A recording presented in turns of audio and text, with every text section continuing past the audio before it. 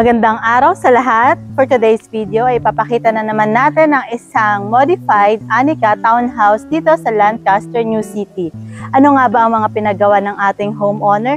Tara, silipin natin.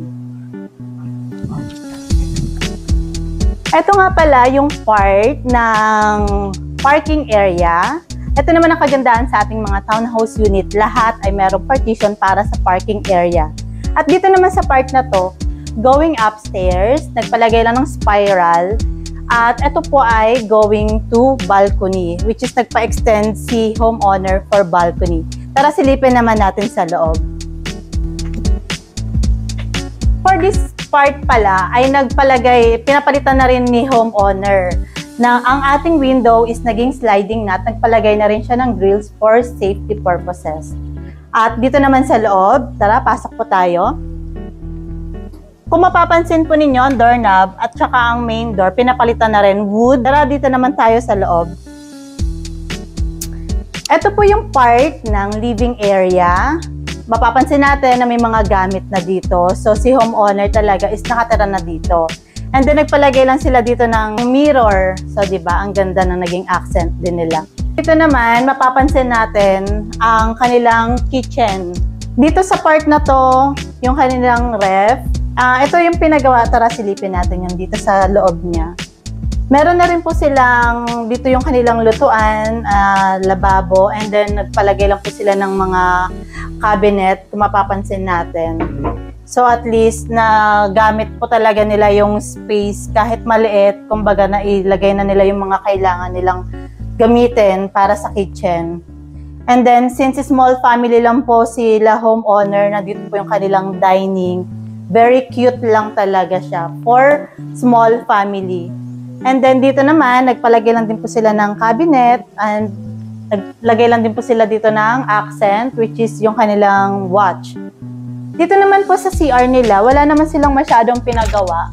As is lang, kung mapapansin natin, kasi upon turnover naman, with tiles na rin po siya. And then dito naman sa first bedroom, nagpalagay lang po sila ng, pinapalitan lang nila yung paint and then tiles lang. And then dito, nagpalagay lang din po sila ng sofa bed. Just in case na may mga extra bisita, meron na rin silang sofa bed or di kaya extended ng receiving area. Or di kaya pwede naman dito yung kanilang mga gamit para sa pagpaplansya or sa folded ng kanilang mga laundry. At ito naman po, nagpalagay sila dito ng cabinet sa ilalim ng hagdan, which is magagamit natin sa pwedeng mga stocks, ayan, groceries, whatsoever. At least, meron po tayong spaces para sa mga ating abubot. Tara, silipin naman natin dito sa taas.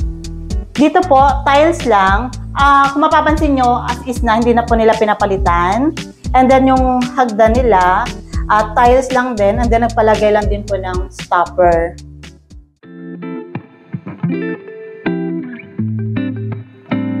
Dito naman po sa part na to, pinapalitan na rin ni homeowner. Yung before is cement lang siya. And then dito naman, yung tiles po niya is wood style po, yung kanilang napiling motif. Silipin naman po natin ang second bedroom. Dito po, nagpalagay lang din sila ng single bed, and then meron lang din pong vanity dresser. And then dito po is built-in cabinet. Diba? Ang ganda ng ating bedroom kasi kasyang-kasya po yung mga built-in cabinet. For this part naman, yung kanilang window type aircon at saka ang kanilang hanging shelf. Dito naman po, yung kanilang toilet and bath. Silipin natin kung ano yung mga nabago. For this area naman, as is na po yung mga tiles. Upon turnover, yun pa rin po yung tiles. And then, nagpalagay lang po sila ng sliding glass partition. For the last part naman po, sisilipin naman natin ang master's bedroom. Same lang din yung tiles nila. Ito po yung bed nila, which is kasya kahit queen size, full double, or hanggang king size. And then dito, meron lang din po silang TV. Wala naman pong pinabago. And then nagpalagay lang po sila ng built-in cabinet, which is napakaganda kasi kahit ganito kaliit lang yung room is napagkasya naman natin lahat. So, hindi talaga siya literally na maliit. So, dito naman, meron na ring split type aircon. Ito po kasi is natitirahan na talaga ng ating homeowner. Ngayon naman ay aakyatin naman natin ang kanilang balcony.